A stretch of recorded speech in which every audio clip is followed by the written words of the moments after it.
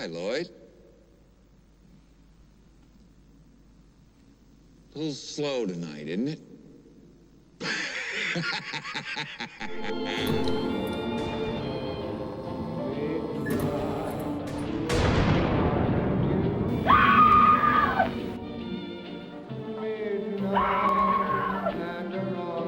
In case you pass out, that's tough.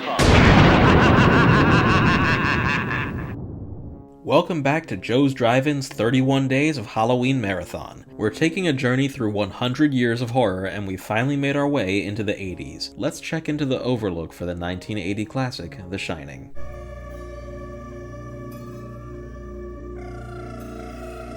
Jack Torrance has just gotten a job as the off-season caretaker at the Overlook Hotel. He, along with his wife, Wendy, and his son, Danny, arrive at the property to stay there for the winter. Turns out the place is haunted, and that's all I'm gonna say. You just have to watch it. The film is directed by Stanley Kubrick, one of the greatest directors of all time, and one of my personal favorites. The Shining delivers exactly what you would expect from him. As an extreme perfectionist, he was determined to get the best performances he could, and he succeeded. Jack Nicholson plays Jack, and as you would expect, he does an excellent job. He's so great at playing insane characters that I'm not entirely sure he's not crazy for real. You believe his descent into madness over the course of the film. You never know what you're going to get from him. Whenever I'm in here, you hear me typing. Whether you don't hear me typing, what the fuck you hear me doing in here, when I'm in here, that means that I am working. Danny Lloyd plays Danny. Danny has psychic powers known as the Shining and has an imaginary friend named Tony that lives in his finger. Tony, why don't you want to go to a hotel? I don't know. Yeah, Danny's weird as shit. You just know something's wrong with him because he eats his sandwiches sideways like some kind of psychopath.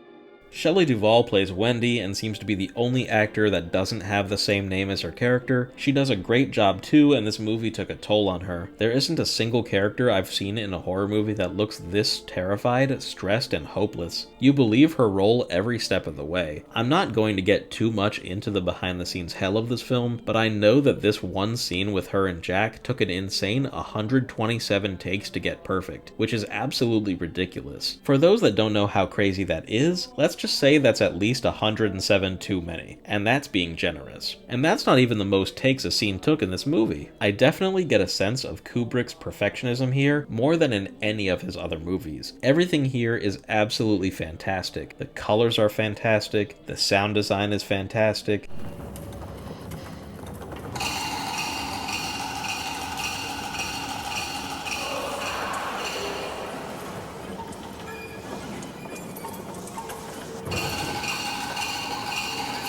The camera work is fantastic. The Shining was among the first films to use the then new Steadicam, and still one of the best. The Steadicam was a way to keep the camera smooth and level while freely moving it around. The shots that use it are incredibly groundbreaking and revolutionary.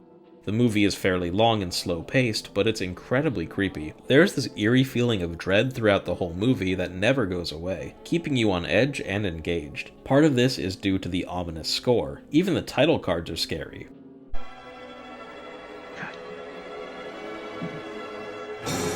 Oh, not Wednesday!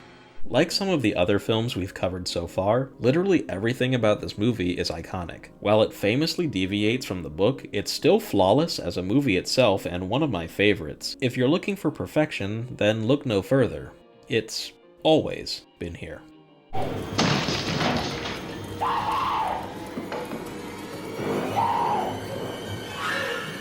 Here's Johnny. Pleasant nightmares, friend.